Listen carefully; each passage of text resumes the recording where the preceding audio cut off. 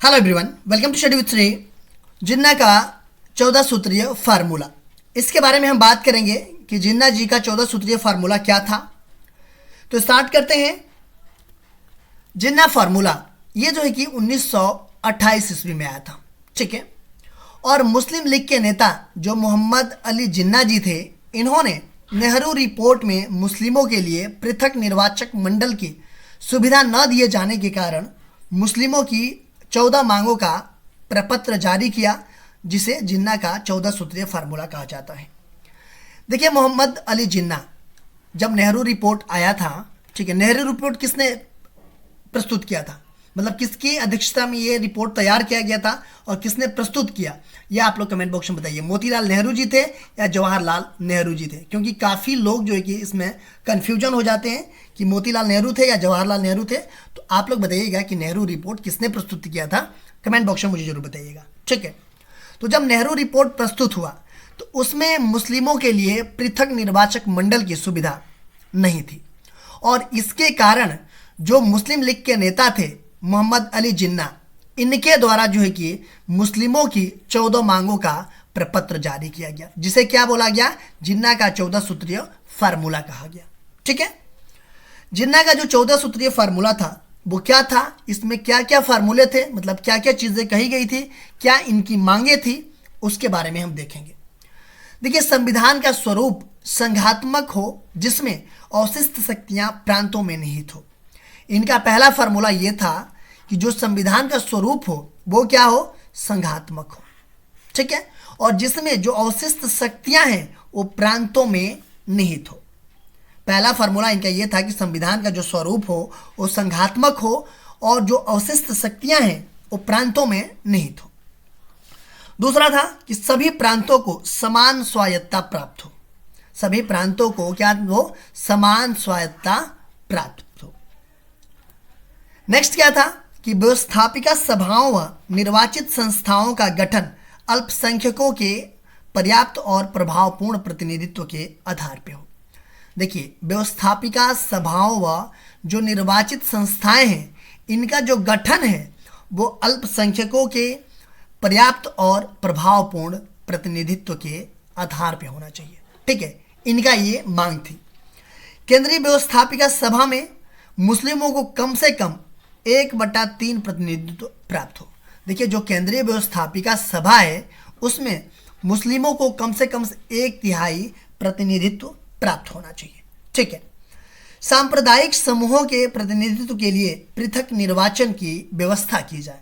जो सांप्रदायिक समूह हैं उनके प्रतिनिधित्व के लिए पृथक निर्वाचन की व्यवस्था की जाए, ठीक है।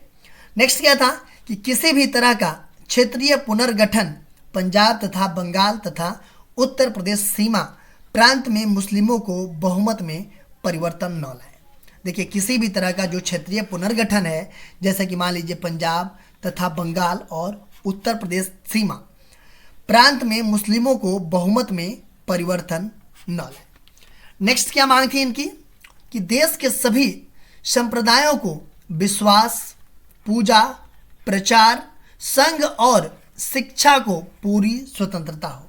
देश के जो सभी संप्रदाय हैं उनमें उनको जो है कि विश्वास, पूजा, प्रचार, संघ और शिक्षा को पूरी स्वतंत्रता दी जाए।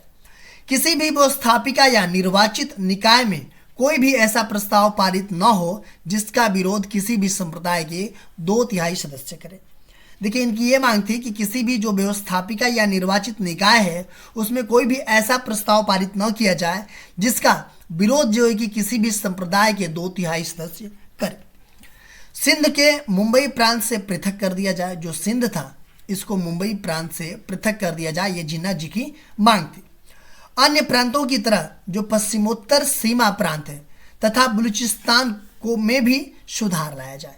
देखिए, जो अन्य प्रांत हैं उनमें जैसे सुधार लाया जा रहा है, उसी तरह जो पश्चिमोत्तर सीमा प्रांत है और जो बलूचिस्तान है उसमें भी सुधार लाया जाए।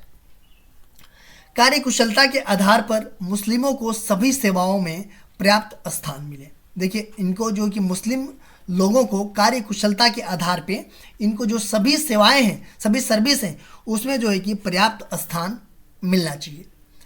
मुस्लिम संस्कृति, शिक्षा, भाषा, धर्म तथा व्यक्ति कानूनों मतलब पर्सनल लॉ की सुरक्षा के लिए पर्याप्त संरक्षण की व्यवस्था हो। देखिए, मुस्लिम संस्कृति, इनकी शिक्षा, इनकी भाषा, इनका धर्म तथा व्यक्ति कानूनों मतलब पर्सनल लॉ की सुरक्षा के लिए पर्याप्त संरक्षण की व्यवस्था की जाए। नेक्स्ट क्या था कि केंद्रीय या प्रांतीय मंत्रिमंडलों में कम से कम 1/3 मुस्लिम हो। देखिए, केंद्रीय और जो प्रांतीय मंत्रिमंडल है उसमें कम से कम 1/3 मुस्लिम होने चाहिए। और संविधान में संशोधन के लिए एकल प्रांतों की स्वीकृति अनिवार्य हो। जो संविधान में संशोधन के लिए एकल प्रांतों की स्वीकृति अनिवार्य हो। देखिए, इस टाइप के क्वेश्चंस के लिए आप हमारे चैनल को सब्सक्राइब कर लीजिए। सब्सक्राइब करने के बाद से बेल आइकन को प्रेस कर लीजिए कि मेरी जब भी वीडियो आए तो आपको नोटिफिकेशन मिल जाए। मेरा दूसरा चैनल है श्री जीएस पॉइंट, आप इसको भी सब्सक्राइब कर लीजिए। फेसबुक एक मेरा पेज है स्टडी विद श्री के नाम से, और इंस्टाग्राम पे हमारी आईडी है study with Shri 25 and Shri GS point. Study with Shri मेरा टेलीग्राम का चैनल है। इन सब सारे का लिंक आपको डिस्क्रिप्शन में मिल जाएगा, वहाँ पे क्लिक करते आप यहाँ पे पहुँच जाएंगे। तो इन सब सारे जगहों से कनेक्ट हो जाइए, क्योंकि इन सब सारे जगहों पे स्टडी से रिलेटेड चीज़ें पोस्ट की जाती है, जिससे आप लोगों को फ़ायदा पहुँच सकता है।